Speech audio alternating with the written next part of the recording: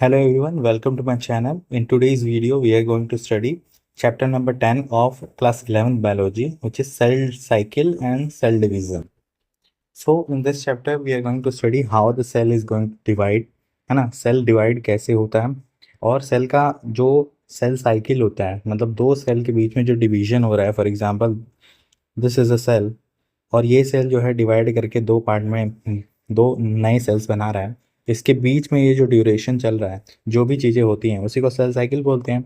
तो ये cell cycle है क्या और सेल डिवीजन होता क्या है, बेसिकली हम इस चैप्टर में वही पढ़ेंगे. So first of all let us see what is cell cycle. So this chapter we are going to cover from NCERT. तो एनसीईआरटी से हम लोग एक एक पॉइंट जो है वो हाईलाइट करते हुए स्टडी करेंगे. Cell division is a very important process in all living organism. Cell division जो है बहुत ही इंपॉर्टेंट प्रोसेस है, क्योंकि इसी के थ्रू सेल जो है डिवाइड करता है और सेल डिवाइड करेगा तभी किसी ऑर्गेनिज्म का जो है वो ग्रोथ होगा. ठीक है. ड्यूरिंग सेल डिवीजन क्या होता है कि ऑफ अ सेल डीएनए का रेप्लिकेशन होता है. ड्यूरिंग द सेल डिवीजन क्या होता है कि डीएनए का रेप्लिकेशन होता है, सेल का ग्रोथ होता है. ठीक है. डीएनए का रेप्लिकेशन और सेल ग्रोथ होता है. वी नो कि सेल जो होता है, सेल के अंदर क्या होता है, न्यूक्लियस होता है और बहुत सारे क्या होते हैं, सेल ऑर्गेनेल्स होते हैं, है ना, यही होता है सेल. तो सेल डिवीजन के दौरान इसी न्यूक्लियस का क्या हो रहा है, डिवीजन होगा और तब जाके क्या है, पूरे सेल का डिवीजन होगा, क्योंकि उसमें भी तो न्यूक्लियस चाहिए. और ये सारे ऑर्गेनेल्स का भी क्या होता है, डिवीजन होता है. सो ये लिखा है यहाँ पे. फिर क्या लिखा है कि ऑल दीज प्रोसेसेस, सेल का डिवीजन, डीएनए का रेप्लिकेशन या फिर सेल का growth, hence have to take place in a coordinated way. इन सब प्रोसेसेस को जो है कोऑर्डिनेटेड वे में होना चाहिए. अदरवाइज क्या होगा कि इनकरेक्ट डिवीजन हो जाएगा, है ना. अब क्योंकि इनकरेक्ट डिवीजन हो जाएगा तो क्या बहुत सारी प्रॉब्लम्स देखने के लिए मिल सकती है ना. मल्टीप्लॉइडी सेल्स देखने के लिए मिल सकते हैं, मतलब एक सेल उसके अंदर कई सारे न्यूक्लियस देखने के लिए मिल सकते हैं, या फिर बहुत सी चीज़ें जो हैं दिक्कतें देखने के लिए मिलती हैं. Hence have to take place in a coordinated way to ensure the correct division हो सके and formation of progeny cells हो सके, मतलब डॉटर न्यूक सेल्स का फॉर्मेशन हो सके. Containing the intact genomes. Genomes मतलब क्या होता है, genetic material. For example human cell में जेनेटिक मटेरियल क्या होता है, ह्यूमन सेल में जेनेटिक मटेरियल क्या होता है, DNA. DNA is a genetic material in case of the human cell, we know. ठीक है. फिर तो सेल साइकिल होता क्या है, सेल साइकिल का डेफिनेशन क्या होता है, एनसीईआरटी क्या लिखती है कि the sequence of events by which a cell duplicates its genome, है ना. वो सारे के सारे सीक्वेंस ऑफ इवेंट्स जिसके थ्रू सेल जो है अपने जीनोम को या फिर जेनेटिक मटेरियल को डुप्लीकेट करता है, मतलब रेप्लिकेट करता है या फिर डबल करता है या फिर सिंथेसाइज करता है other constituent of the cells and eventually divide कर जाता है into the two daughter cells. यही पूरा जो प्रोसेस है, ये पूरा सीक्वेंस ऑफ इवेंट्स जो है, इन्हीं सब को बोला जाता है मिला के क्या, सेल साइकिल. सो सेल साइकिल में बेसिकली हो क्या रहा है कि ये एक, मान लो एक सेल है, उसके अंदर ये हमारा न्यूक्लियस है और कई सारे उसके अंदर क्या है, ऑर्गेनल है. तो सेल डिवीजन के दौरान सेल क्या करता है कि ये सारे ऑर्गेनल्स और न्यूक्लियस का क्या करता है, डुप्लीकेशन. क्योंकि अगर इसी को दो सेल बनाना है तो जो भी चीज़ें इस सेल के अंदर है वही चीज़ें जो है नए सेल्स में होनी चाहिए, दो सेलों में, है ना. तो दो सेल में वही चीज़ें कब होंगी, जब इन सब चीज़ों को क्या है, दो दो कर दिया जाएगा, है ना. मतलब इसको डबल करके दो बना दिया जाएगा, इसको डबल करके दो बना दिया जाएगा, तभी तो एक एक दोनों सेल्स में जाएंगे, है ना. तो बेसिकली सेल डिवीजन होने से पहले यही सारे काम तो हो रहा होता है, हर चीज़ का डुप्लीकेशन हो रहा होता है, हर चीज़ का सिंथेसिस हो रहा होता है ताकि नया बना सके और दो डॉटर सेल्स का फॉर्मेशन हो सके. यही सारे सीक्वेंस ऑफ इवेंट्स जो होते हैं उन्हीं सेल को मिला के बोला, उन्हीं सब को मिला के बोला जाता है क्या, सेल साइकिल. सो सेल साइकिल में क्या होता है, so it is a sequence of events by which a cell duplicates its genome or genetic material and synthesize the other constituent of the cells like mitochondria, endoplasmic reticulum. यही सारे तो होते हैं, plastid in case of the plant cells, ribosome हो गया, है ना, endoplasmic reticulum हो गया. मतलब जो भी सेल ऑर्गेनेल्स होते हैं सबका क्या होगा, डिवीजन होगा, एज वेल एज न्यूक्लियस का डिवीजन होगा ताकि नए डॉटर सेल्स का फॉर्मेशन हो सके. तो यही सारे जो चीज़ें हैं, ये जो पूरा प्रोसेस है, सीक्वेंस ऑफ इवेंट्स है, उसी को मिला के बोला जाता है क्या, cell cycle. So this was all. तो ऑल्दो सेल ग्रोथ जो होता है, cell growth in terms of cytoplasmic increase, अगर मैं बात करूँ, सेल ग्रोथ, साइटोप्लाज्म इंक्रीज होना को सेल ग्रोथ बोला जाता है. और सिर्फ साइटोप्लाज्म को इंक्रीज होने को ही नहीं सेल ग्रोथ बोला जाता है, सेल के अंदर जितनी भी चीज़ें हो रही हैं, है ना. फॉर एग्जाम्पल ये न्यूक्लियस का डिवीजन हो रहा है, हाँ, और ऑर्गेनेल्स का डुप्लीकेशन हो रहा है, ये सारी की सारी मिला के, और साइटोप्लाज्म का साइज जो इंक्रीज हो रहा है, ये सब मिला के सेल ग्रोथ हो रहा है. तो सेल साइकिल जो है, सेल साइकिल पूरा जब भी चलेगा, सेल साइकिल में बहुत से फेजेस होते हैं. तो सेल साइकिल पूरा जब चलता है तो ग्रोथ ऑफ सेल जो होता है वो हर एक फेज में चल रहा होता है। मतलब सेल का ग्रोथ जो होता है हर एक फेज में चल रहा होगा। अगर कोई पूछेगा कि growth of cell is seen in which phase of the cell cycle, तो हम क्या कहेंगे, it is seen in all phases of the cell cycle. तो ये चीज़ हमेशा दिमाग में रखेंगे कि ग्रोथ ऑफ सेल जो होता है हर phase of the cell cycle पे हमें देखने के लिए मिलेगा। वेयर अलग अलग चीज़ें जो हैं वो पर्टिकुलर फेज में देखने के लिए मिलेंगे, लेकिन सेल का जो ग्रोथ है वो हर फेज में देखने के लिए मिलेगा हमें, ठीक है। Although the cell growth in terms of cytoplasmic increase is a continuous process, वही लिखा है यहाँ पे। डीएनए का सिंथेसिस जो होता है occur only during the one specific stage of the cycle. वही लिखा है कि सेल का ग्रोथ जो है वो हर फेज में होता है, लेकिन डीएनए का जो सिंथेसिस होता है, डीएनए का जो सिंथेसिस होता है वो एक पर्टिकुलर फेज में ही होता है, स्टेज में ही होता है सेल साइकिल के, है ना। हर एक stage of the cell cycle में डीएनए का रेप्लिकेशन नहीं हो रहा था, एक पर्टिकुलर स्टेज आता है सेल साइकिल का जहाँ पे डीएनए का रेप्लिकेशन हो रहा होता है सेल के, ठीक है। अब ये जो रेप्लिकेटेड क्रोमोसोम या फिर डीएनए, क्रोमोसोम है ना हम लोग के अंदर, डीएनए जो है वो किस फॉर्म में प्रेजेंट होता है, क्रोमोसोम के फॉर्म में प्रेजेंट होता है हम लोग के अंदर।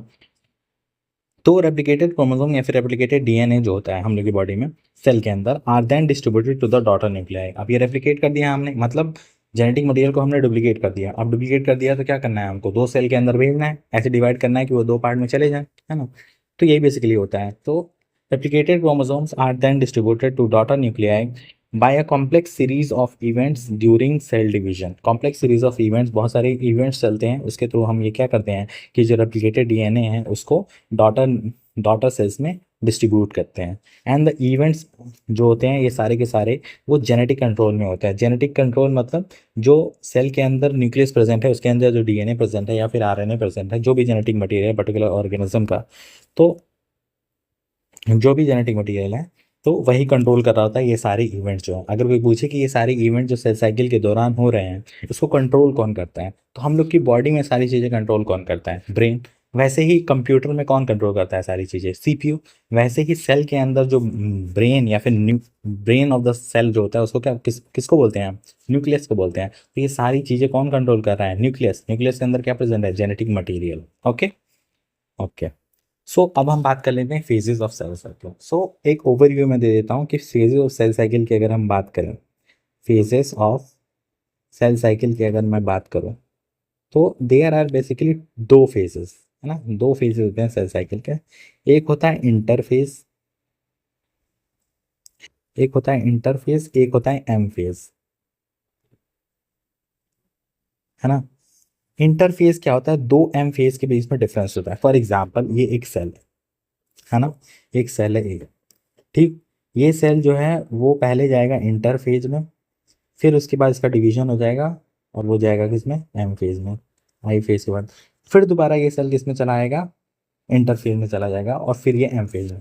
तो दो एम फेज के बीच में ये एक एम आया, ठीक है। फिर दोबारा क्या हुआ, इंटरफेज आया, इंटरफेज आया, फिर दोबारा क्या आएगा, एम फेज आएगा। तो इंटरफेज क्या होता है, दो एम फेज के बीच का जो फेज होता है, मतलब एक एम फेज आया फिर आई इंटरफेस आएगा, फिर क्या आएगा, एम फेज। तो दो एम फेज के बीच में जो गैप बचा उसके बीच का जो फेज है उसी फेज को बोला जाता है क्या, इंटरफेज। इंटरफेज में अलग अलग चीज़ें होती हैं और एम फेज में अलग चीज़ें होती हैं, दोनों को हम लोग स्टडी करेंगे। तो इंटरफेज जो होता है वो फर्दर डिवाइडेड होता है तीन स्टेज में, है ना। एक होता है G1, एक होता है S, एक होता है G2। ये तीन स्टेज में फर्दर डिवाइडेड है इंटरफेस। और M भी जो है वो भी कई सारे पार्ट्स में डिवाइडेड है, उसको आगे स्टडी करेंगे। उससे पहले हम देख लेते हैं कि इंटरफेस क्या होता है। सो टिपिकल यूकैरियोटिक सेल की अगर हम बात करें, जैसे ह्यूमन सेल, तो ह्यूमन सेल जो होता है उसका जो सेल साइकिल का ड्यूरेशन होता है, ड्यूरेशन मतलब कितना टाइम लगता है उसको सेल साइकिल पूरा कंप्लीट करने में, मतलब एक सेल को दूसरे दो डॉटर सेल बनाने में कितना टाइम लगा, यही पूरा जो टाइम पे इंटरवल है उसी को बोलते हैं क्या, duration of cell cycle. Cell cycle का ड्यूरेशन बोला जाता है, ठीक है। तो टिपिकल यूकैरियोटिक सेल जो होता है, टिपिकल यूकैरियोटिक सेल, ये हमेशा याद रखना क्योंकि एमसीक्यू जब देता है तो टिपिकल हटा देगा, है ना। असर्शन रीजन में जब स्टेटमेंट करेक्ट या इनकरेक्ट की बात पूछता है तो एकदम एग्जैक्ट लाइन याद होनी चाहिए। तो टिपिकल यूकैरियोटिक सेल में जो होता है क्या होता है, टिपिकल मतलब कॉमनली, है ना, कॉमनली जो यूकैरियोटिक सेल है, eukaryotic cell illustrated by human cells, ठीक है। तो ह्यूमन सेल्स की अगर मैं बात करूँ, ह्यूमन सेल्स की अगर मैं बात करूँ तो ह्यूमन सेल में जो ड्यूरेशन ऑफ सेल साइकिल होता है वो कितना होता है, 24 आवर्स, 24 आवर्स का होता है, ठीक है। ऐसे ही ईस्ट होता है, ईस्ट में क्या होता है कि ड्यूरेशन ऑफ सेल साइकिल जो होता है वो 90 मिनट होता है। ठीक है, तो अलग अलग ऑर्गेनिज्म में अलग अलग सेल साइकिल का ड्यूरेशन होता है। सो दी सेल्स जो ह्यूमन सेल्स हैं वही लिखा है कि द ह्यूमन सेल्स जो होते हैं वो डिवाइड करते हैं once in approximately every 24 hour, हर एक 24 आवर्स में सेल जो है वो डिवाइड करते हैं। हाइवर अगर मैं बात करूं, this duration of the cell cycle जो होता है वो वेरी कर सकता है from organism to organism and also from cell type to cell type. इसका मतलब क्या होगा कि मतलब जो सेल साइकिल का ड्यूरेशन है, जैसे मैंने कहा कि ह्यूमन सेल को डिवाइड करने के लिए 24 घंटे लगते हैं, तो ये जो सेल साइकिल का ड्यूरेशन है वो चेंज होता है, किसके अकॉर्डिंग चेंज होता है, तो ये चेंज होता है अकॉर्डिंग टू ऑर्गेनिज्म क्या है। फॉर एग्जांपल ह्यूमन सेल है अगर, तो 24 आवर उसका सेल साइकिल का ड्यूरेशन। ऐसे ही कोई और ऑर्गेनिज्म होगा, फॉर एग्जांपल अभी हम देख लेते हैं, इसी में ईस्ट लिखा है, ईस्ट ईस्ट एक अनदर ऑर्गेनिज्म है, ह्यूमन तो नहीं। ईस्ट के अंदर जो सेल साइकिल का ड्यूरेशन है 90 मिनट, तो क्या ये 24 के बराबर है? नहीं, दोनों का सेल साइकिल का ड्यूरेशन क्या है, डिफरेंट है। यही लिखा है यहाँ पे कि सेल का जो साइकिल का ड्यूरेशन होता है वो वेरी करता है अकॉर्डिंग टू ऑर्गेनिज्म, है ना, ऑर्गेनिज्म कौन सा है, और ये वेरी करता है अकॉर्डिंग टू सेल टाइप, मतलब किस तरह का वो सेल है। फॉर एग्जाम्पल मसल्स के सेल है ना, मसल्स के सेल हैं कि कार्डियक सेल हैं, ब्रेन के सेल किसे बोलते हैं, न्यूरॉन्स, है ना, ब्रेन सेल्स है। तो ये सारे सेल्स का जो सेल साइकिल का ड्यूरेशन जो होगा वो क्या होगा, डिफरेंट होगा। सो सेल साइकिल का ड्यूरेशन अगर कोई पूछे किसके अकॉर्डिंग सेल साइकिल का ड्यूरेशन किस पर डिपेंड करता है, तो इट डिपेंड्स ऑन ऑर्गेनिज्म कौन सा है ना, and it also depends on sale type, किस तरह का वो सेल है, मसल्स का सेल है कि ब्रेन का सेल्स है कि वो बोन के सेल्स हैं कि ब्रेन के सेल्स हैं, किस जो भी अलग अलग टाइप के सेल्स होंगे सबका सेल साइकिल ड्यूरेशन क्या होगा, डिफरेंट होगा। दो चीज़ें याद रखनी है आपको बस, कि ह्यूमन सेल साइकिल का जो ड्यूरेशन होता है वो 24 आवर होता है, और ई सेल का जो सेल साइकिल का ड्यूरेशन होता है वो 90 मिनट होता है, क्योंकि एनसीईआरटी में मेंशन है, so you have to learn it. Cell cycle is divided into the two basic phases. Cell cycle को अगर मैं बात करूं तो दो बेसिक फेज में डिवाइड है, जो मैंने ऊपर अभी बताया था कि एक इंटरफेज होता है और एक एम फेज होता है, एक इंटरफेज होता है और एक एम फेज होता है। ठीक है, इंटरफेज को मैंने फर्दर डिवाइड किया था G1 S and G2 phase में। ठीक है, सो एम फेज की अगर मैं बात करूं, इंटरफेस के बारे में तो ऊपर मैंने थोड़ा सा ओवरव्यू दिया, एम के फेज के बारे में नहीं बताया, तो अभी एम फेज के बारे में हम पढ़ लेते हैं क्या। M phase represent the phase when the actual division of the cell और माइटोसिस अकर्स। मतलब एम फेज वो फेज है जहाँ पे एक्चुअली सेल जो है वो डिवाइड कर रहा होता है ना, बाकी इंटरफेज में जो होता है सेल प्रिपेयर कर रहा होता है अपने आप को डिवीजन करने के लिए। मतलब प्रिपेयर कैसे करेगा सेल अपने आप को डिवीजन करने के लिए, बेसिकली इंटरफेज में क्या होता है कि चीज़ों का डुप्लीकेशन हो रहा होता है, लाइक सेल ऑर्गेनेल्स का डुप्लीकेशन हो रहा होगा, न्यूक्लियस का डुप्लीकेशन हो रहा होगा, है ना। एम फेज में एक्चुअली जब सारी चीज़ें जो बन गई हैं, सब दो दो चीज़ें बन गई हैं, तो अब बेसिकली सेल जो है वो डिवाइड कर जाएगा दो पार्ट में, और वो एक एक लेके दोनों में प्रोजनी सेल्स में या फिर डॉटर सेल्स में वो है कन्वर्ट हो जाएगा। ठीक है, एम फेज जो होता है वो रिप्रेजेंट करता है phase when the actual division of the cell और माइटोसिस ऑकर्स होता है। ठीक है, and the interphase represent the phase between the two successive M phase, है ना। और दो एम फेज के बीच में क्या आता है, हमारा इंटरफेज। मैंने बताया था कि एम फेज है, उसके बाद क्या आएगा इंटरफेज, फिर क्या आएगा एम फेज। मतलब दो एम फेज के बीच में जो फेज बचा वो क्या आ जाएगा, हमारा इंटरफेज। मतलब हर एक सेल जो है ऐसे ही चलेगा, पहले किस में आएगा, मान लो एम फेज में अगर है तो फिर उसके बाद सेल किस में जाएगा, इंटरफेज में जाएगा। उसके बाद सेल जो है अपने आप को प्रिपेयर करेगा, सेल हर चीज़ का डुप्लीकेशन करेगा, डुप्लीकेशन करने के बाद फिर दोबारा सेल जो है डिवाइड कर देगा दो पार्ट में टू एम फेज में। फिर दोबारा सेल मैच्योर हो गया, मैच्योर होगा, फिर दोबारा उसके अंदर क्या है, इंटरफेज में जाएगा, फिर चीज़ों का डुप्लीकेशन होगा, फिर सेल जो है डिवाइड कर जाएगा।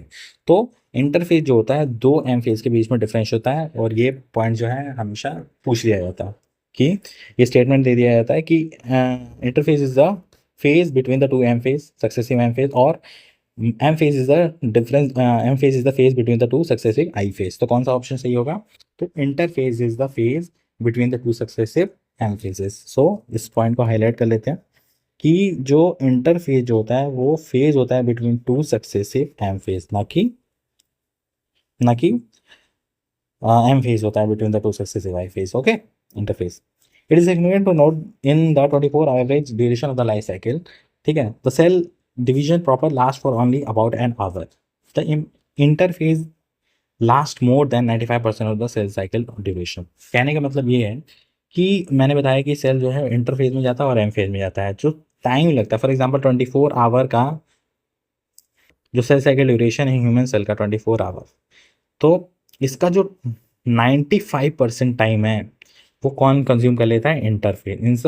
इंटरफेज जो है सेल साइकिल का 95% ऑफ द ड्यूरेशन जो है कंज्यूम करता है, वेयर एम फेज जो है 5% of the cell cycle duration लेता है खाली। मतलब अगर ह्यूमन सेल की बात करूँ तो 23 घंटा लगभग जो है वो इंटरफेज चलता है, और 1 घंटा जो है वो क्या चलता है हमारा? एम फेज लेता है। ठीक है, अप्रॉक्सीमेटली, मैं एग्जैक्टली नहीं बता रहा। तो 95% ऑफ द सेल साइकिल का ड्यूरेशन जो है वो कौन कंज्यूम करता है? Interphase. Where the 5% of the time of the cell cycle duration is consume by M phase. Okay, M phase start with the M phase की अगर मैं बात करूं अगर, तो एम फेज स्टार्ट कैसे होता है? एम फेज स्टार्ट होता है विद द न्यूक्लियर का डिवीजन। न्यूक्लियस का डिवीजन कब होगा? सबसे पहले दो, हमको क्या बनाना पड़ेगा? न्यूक्लियस दो बनाने पड़ेंगे, तब जाके न्यूक्लियस का डिवीजन कर पाएंगे। न्यूक्लियस दो बनाने का मतलब क्या?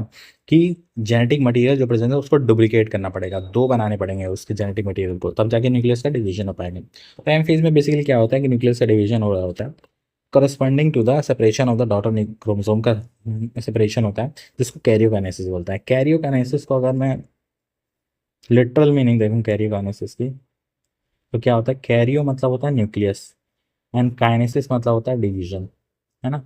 कैरियो मतलब क्या है? न्यूक्लियस, एंड काइनेसिस मतलब क्या है? डिवीजन। तो न्यूक्लियस का डिवीजन बेसिकली होता है एम फेज के दौरान, and usually ends with the division of cytoplasm का डिवीजन होता है, जिसको साइटोकाइनेसिस कहते हैं।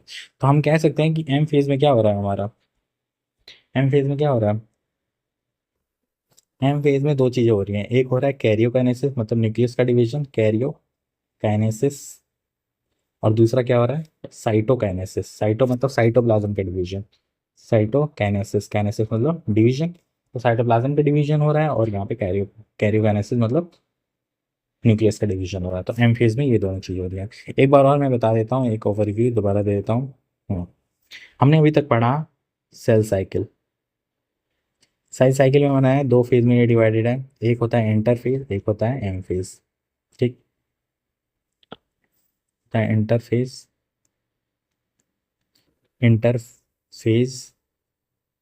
और एम फेज। इंटरफेज को फर्दर मैंने डिवाइड किया G1, G2 और एस फेज में। ठीक है, और एम फेज को फर्दर मैंने डिवाइड किया दो पार्ट में। किस किस पार्ट में? एक है हमारा कैरियोकाइनेसिस, एक है काइनेसिस, एक है साइटोकाइनेसिस। ठीक, कैरियोकाइनेसिस में क्या डिवाइड होगा? न्यूक्लियस का डिवीजन होगा, न्यूक्लियस का डिवीजन होता है। वेयर साइटोकाइनेसिस में किसका डिवीजन होता है? साइटोप्लाज्म का डिवीजन होता है। ठीक है, बेसिकली ये हो रहा होगा। इंटरफेज जो है सेल साइकिल का कितना टाइम ले लेता है? 95% ऑफ द टाइम ले लेता है। वेयर एम फेज जो है सेल साइकिल का कितना ड्यूरेशन ले लेता है? 5% ऑफ द टाइम लेता है। इंटरफेज के दौरान क्या होता है? इंटरफेज के दौरान जो है सेल प्रिपेयर करता है अपने आप को डिवीजन के लिए, और एक्चुअल सेल डिवाइड कहाँ करता है? एम फेज में। यहाँ पे क्या होता है? Cell prepare itself for cell division. Cell prepare करता है itself for cell division.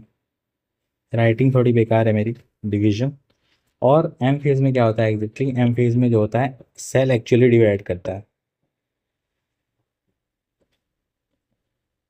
Cell actually divide करता है ना। अभी तक हमने यही पढ़ा। ठीक है, अब बात कर लेते हैं इंटरफेस की। इंटरफेस में हमें रहता है तीन फेजेस होते हैं, G1, G2 और G1, G2 and S phase. सबसे पहले क्या आता है? G1 फेज, इसको गैप वन फेज के नाम से भी जाना जाता है। उसके बाद कौन सा फेज आता है? एस फेज, जिसको सिंथेसिस फेज के नाम से भी जाना जाता है। और उसके बाद आता है क्या? G2 फेज को गैप टू फेज के नाम से भी जाना जाता है। और ये सभी फेजेस के कुछ कैरेक्टरिस्टिक फीचर हैं। पर्टिकुलर फेज में कुछ कुछ चीज़ें हो रही होंगी, और पर्टिकुलर फेज में कुछ और चीज़ें हो रही होंगी। ठीक है, वही हमको पढ़ना है कि G1 फेज में क्या हो रहा है, एस फेज में क्या हो रहा है, और G2 फेज में क्या हो रहा है। और यही चीज़ें जो हैं वो एग्जाम में पूछी जाती हैं। फॉर एग्जाम्पल सबसे पहले हम बात कर लेते हैं G1 फेज में क्या हो रहा है। तो G1 phase corresponds to the interval between the mitosis and initiation of the DNA application. इस लाइन को अभी छोड़ दो, अभी नहीं समझ आएगा, लेकिन आगे समझ आएगा। During G1 phase the cell is metabolically active. तो अभी तक हमने क्या बोला कि G1 फेज में सेल जो है वो मेटाबॉलिकली एक्टिव होगा। मेटाबॉलिकली एक्टिव होने का मतलब ये है कि सेल के अंदर सारे प्रोसेसेस चल रहे होंगे। मतलब मेटाबॉलिकली एक्टिव कहने का मतलब क्या है? सेल प्रोसेसेस जितनी होती है, रेस्पिरेशन सेल का, है ना, सेल जो है ऑक्सीडेशन ऑफ द फूड कर रहा होगा, सारी चीज़ें सेल के अंदर जो मेटाबॉलिक रिएक्शंस होती रहती हैं, है ना, एनाबॉलिक एंड कैटाबॉलिक रिएक्शन, वो सारी की सारी G1 फेज में रहेंगी। एंड कॉन्टिन्यूसली सेल जो है वो ग्रो कर रहा होगा, but does not replicated DNA. यहाँ क्या होता है? G1 फेज में सेल जो होता है वो मेटाबॉलिकली एक्टिव होता है, लेकिन सेल डिवाइड नहीं करता है। वहाँ सॉरी, डीएनए का रेप्लिकेशन नहीं होता है उसमें। डीएनए रेप्लिकेशन जो होता है नहीं होता है। सेल मेटाबॉलिकली एक्टिव होता है। सेल का ग्रोथ हर फेज में होता है, तो सेल तो ग्रो करेगा ही, तो ग्रोथ होता सेल होगा ही। मेटाबॉलिकली सेल क्या है, एक्टिव है, लेकिन डीएनए का रेप्लिकेशन जीवन फेज में नहीं होगा। ठीक है, ठीक है। फिर एस फेज में क्या होता है, एस फेज की अगर मैं बात करूं तो एस फेज को सिंथेसिस फेज के नाम से भी जाना जाता है। और एस फेज में क्या होता है कि डीएनए का सिंथेसिस होता है, डीएनए का सिंथेसिस होता है या फिर रेप्लिकेशन होता है। सिंथेसिस रेप्लिकेशन डुप्लीकेशन एक ही बात है। ठीक है, तो एस फेज में क्या होता है कि अमाउंट ऑफ डीएनए जो होता है पर सेल डबल हो जाता है ना। न्यूक्लियस के अंदर क्या है, ये हमारा न्यूक्लियस है, इसके अंदर क्या है, ये हमारा डीएनए। तो डीएनए का अमाउंट जो है वो डबल हो जाता है। Amount of DNA in synthesis S phase जो होता है वो क्या होता है, डबल होता है, लेकिन नंबर ऑफ क्रोमोसोम जो होते हैं वो सेम रहते हैं। नंबर ऑफ क्रोमोसोम जो होते हैं वो क्या रहते हैं, सेम। फॉर एग्जांपल ऐसे समझे इसे कि ये मेरे पास एक मिनट बेटर एग्जांपल देता हूँ, तो इधर बताता हूँ। देखो, फॉर एग्जांपल एक कंटेनर है मेरे पास, इसमें 2 किलो का सामान भरा है मैंने, और ऐसे मेरे पास 10 कंटेनर है। ठीक है, तो ये एक सेल की कंडीशन है बिफोर एस फेज। ठीक, उसके बाद हमने क्या किया, इसी कंटेनर में 2 किलो और सामान भर दिया, मतलब मैंने अब इसको 4 किलो, और हर एक कंटेनर में भरा 10 के 10 कंटेनर में।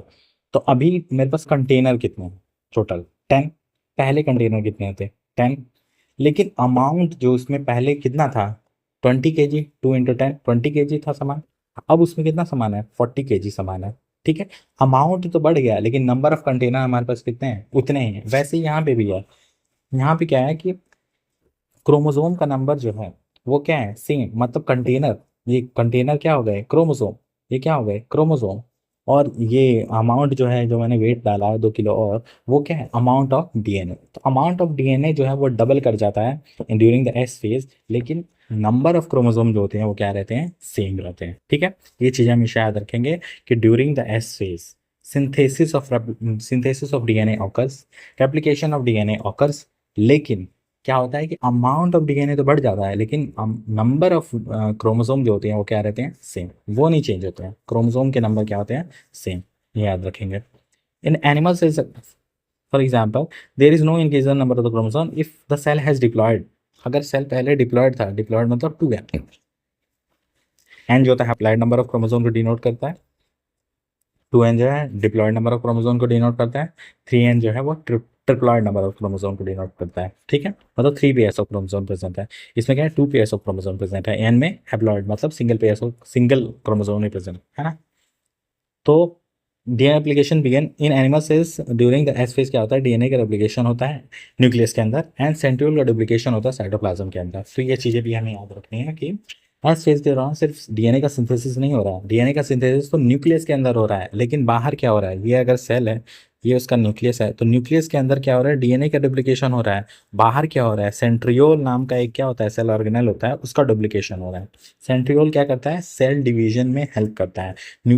ये जो क्रोमोसोम जो होते हैं उनको खींचने का काम करता है दूर दूर, है ना, बेसिकली। तो सेंट्रियोल जो है बेसिकली न्यूक्लियर डिवीजन में हेल्प करता है, न्यूक्लियस के डिवीजन में हेल्प करता है। तो सेंट्रियोल का डुप्लीकेशन कब हो रहा होगा, एस फेज में। तो एस फेज में दो चीज़ें हो रही हैं, क्या हो रहा है, सेल का डीएनए का सिंथेसिस हो रहा है, और सेंट्रियोल का डुप्लीकेशन। सेंट्रियोल का डुप्लीकेशन न्यूक्लियस में हो रहा है कि साइटोप्लाज्म में हो रहा है, साइटोप्लाज्म में हो रहा है। और डीएनए का रेप्लिकेशन क्या साइटोप्लाज्म में हो रहा है, नहीं, डीएनए कहाँ प्रेजेंट है, न्यूक्लियस के अंदर, तो डुप्लीकेशन कहाँ होगा, न्यूक्लियस के अंदर हो रहा है उसका। ठीक है, ड्यूरिंग द G2 फेज में क्या हो रहा है, G2 फेज में क्या हो रहा है, G2 फेज में प्रोटीन का सिंथेसिस हो रहा है in preparation for the mitosis. Mitosis करने के लिए क्या है, प्रोटीन की रिक्वायरमेंट है, इसलिए G2 फेज में क्या हो रहा है, प्रोटीन का फॉर्मेशन हो रहा है।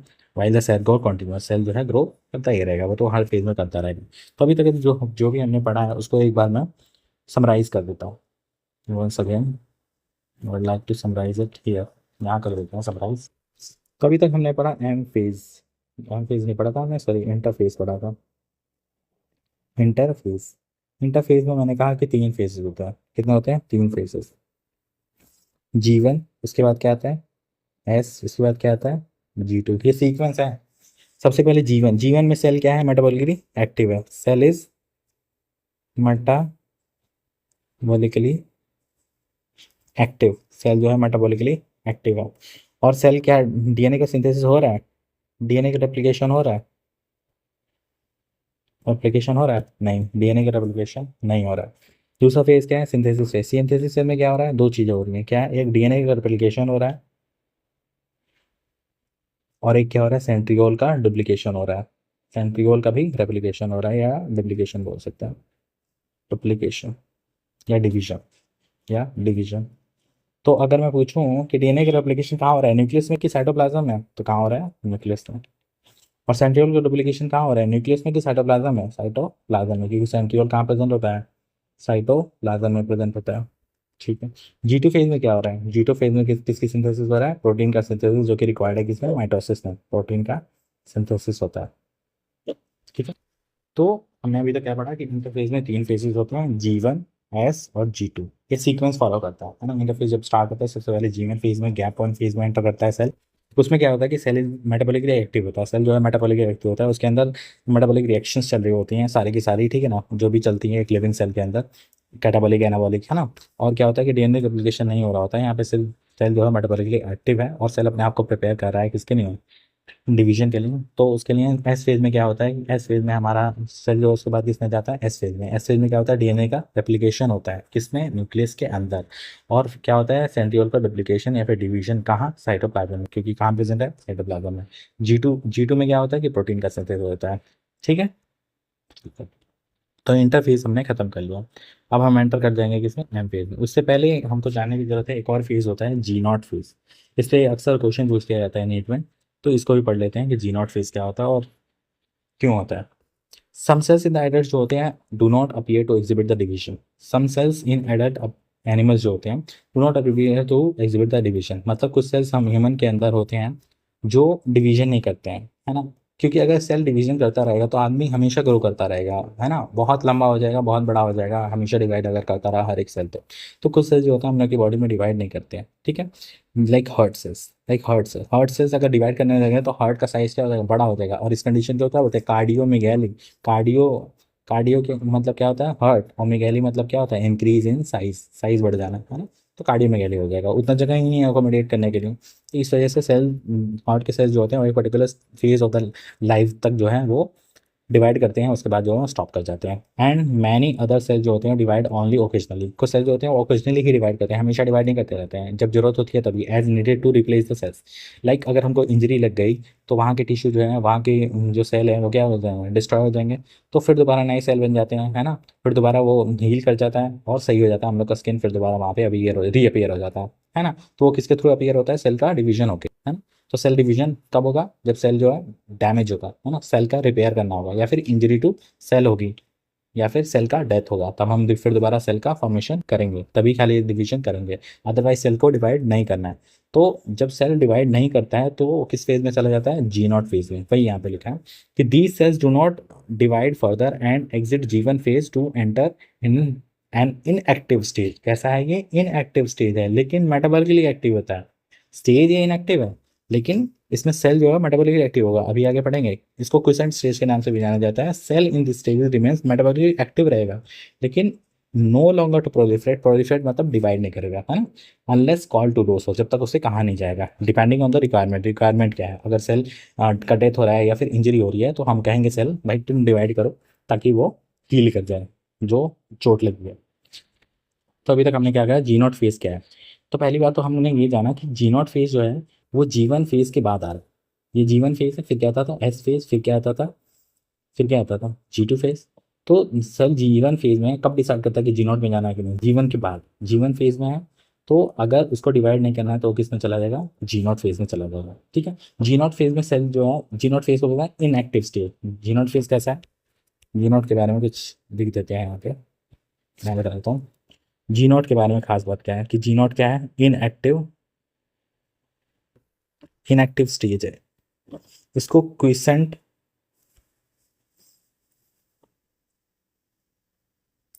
स्टेज के नाम से भी जाना जाता है। इस स्टेज में क्या होता है, सेल जो है मेटाबॉलिकली एक्टिव होता है, एक्टिव तो होता है, लेकिन नो प्रोलिफरेट नहीं करता है, मतलब डिवीजन नहीं करता, डिवाइड नहीं करता है। Division is not seen. है ना, सेल डिवाइड नहीं करता है लेकिन मेटाबॉलिकली एक्टिव रहता है। और कब क्या कभी नहीं डिवाइड करेगा, वो डिवाइड करेगा जब सेल की रिक्वायरमेंट होगी, जब बॉडी की रिक्वायरमेंट होगी तब वो जी नॉट को एग्जिट करेगा और फिर दोबारा जीवन में था तो आप किस में चला जाएगा, M phase, sorry S phase में चला जाएगा। एस फेज में क्या होता है, डीएनए का रेप्लिकेशन। ठीक है, तो ये बेसिकली जी नॉट फेज के बारे में। ये याद रखना कि ये इनएक्टिव स्टेज है लेकिन ये मेटाबॉलिकली एक्टिव रहता है इसमें। सेल मेटाबॉलिक एक्टिव मतलब मेटाबॉलिक रिएक्शंस हो रही होंगे नॉर्मली जो सेल को लिविंग बनाते हैं। Cell in this stage remain the metabolic active. ठीक है, इन एनिमल्स अगर मैं बात करूँ तो mitotic cell division only seen in diploid somatic cells, है ना। In animal cells, cell division is only seen in diploid somatic. However, there are few exceptions to this where the haploid cells divide by the mitosis. For example, honeybee cells. कहने का मतलब ये है कि animal cells में जो होता है माइटोटिक डिवीजन, जो माइटोसिस है वो सिर्फ डिप्लॉयड सेल्स में, मतलब 2n number of the chromosome जिस सेल में होंगे, मतलब डिप्लॉयड डिप्लॉयड जो सेल होगा मतलब 2n number of the chromosome जिसमें होंगे उन्हीं सेल्स के अंदर माइटोसिस होता है। लेकिन ये सही नहीं है ना, always it is not true. इसके कुछ एक्सेप्शंस भी हैं, लाइक हनी बी जो होता है, हनी बी जो होता है उसमें हैप्लॉइड नंबर ऑफ क्रोमोसोम होते हैं, हैप्लॉइड नंबर ऑफ क्रोमोसोम होते हैं, उसके अंदर भी क्या होता है, माइटोसिस होता है। तो वी कैन नॉट से कि in animals, in all animals mitosis take place only in diploid cells. अगर ये स्टेटमेंट लिखा है कि in animals mitotic cell division is only seen in diploid somatic cells, तो ये स्टेटमेंट जो हो जाएगा क्या हो जाएगा, फॉल्स हो जाएगा। क्यों? क्योंकि इसके एक्सेप्शन भी हैं, यहीं पे लिखा है आगे इसके एक्सेप्शन है। एक्सेप्शन क्या है, मेल हनी बीज, जिसमें क्या होते हैं, हैप्लॉइड नंबर ऑफ क्रोमोसोम होते हैं, हैप्लॉइड सेल होता है, लेकिन फिर भी उसके अंदर क्या हो रहा है, माइटोसिस हो रहा है। ठीक है, against this the plant can show mitotic division in both haploid, लेकिन प्लांट जो है शो कर सकते हैं both haploid as well as diploid cells जो होते हैं, दोनों ही जो है वो माइटोसिस शो कर सकते हैं। तो 4 स्टेटमेंट हमारे पास आ गए। पहला कि क्या सभी के सभी in all animals diploid cell में ही खाली माइटोसिस होता है, तो क्या ये स्टेटमेंट सही है, तो वो स्टेटमेंट गलत है, हैप्लॉइड सेल में भी होता है। एक एग्जांपल बताओ, तो honey bee, male honey bee जो होता है उसमें हैप्लॉइड नंबर ऑफ क्रोमोसोम होते हैं, हैप्लॉइड सेल होता है, लेकिन उसके अंदर भी माइटोसिस देखने के लिए मिलता है। अगर मैं कहूँ in in plants, in all plants cell division takes place या फिर mitosis only takes place in haploid cells, no. Diploid cells, no. It takes place in both haploid as well as diploid cell in case of the plants, yes. This statement is true. मतलब plant में क्या होता है कि haploid cell हो या diploid cell हो दोनों में माइटोसिस होता है, लेकिन ह्यूमन या फिर animal cells, basically animal cells, animals में ह्यूमन भी आते हैं, एम्फीबिया, रेप्टिलिया, ये सारे आते हैं, है ना। आपने एनिमल किंगडम चैप्टर में पढ़ा होगा क्लास 11 में। तो एनिमल्स, सभी एनिमल्स जो होता है डिप्लॉयड सेल्स में माइटोसिस नहीं देखने के लिए मिलता है, हैप्लॉइड में भी देखने के लिए मिल सकता है, लाइक हनी बी। ठीक है, यही बेसिकली कहने का मतलब था यहाँ तक। ठीक है, so in this video I am going to cover this only interphase, in next video I will be covering the M phase. So उसके लिए आपको क्या करना है कि कमेंट करना है, if you want the next video then you should comment कि हमको एम फेज का भी वीडियो चाहिए, तो मैं एम फेज का भी वीडियो बनाऊंगा और सभी फेजेस को डिस्क्राइब करूंगा, उसके बाद कुछ क्वेश्चंस भी सॉल्व करेंगे पूरे चैप्टर को लेके। ठीक है, और आगे की वीडियो भी बनाऊंगा लाइक मियोसिस पे, है ना। तो प्लीज़ कमेंट कीजिए आप लोग और लाइक कीजिए वीडियोस को एंड शेयर करिए, तभी मैं नेक्स्ट वीडियो बनाऊंगा एम फेस के ऊपर। ठीक है, thank you so much for watching this video and please like the video and subscribe the channel and please comment down if you want the next video.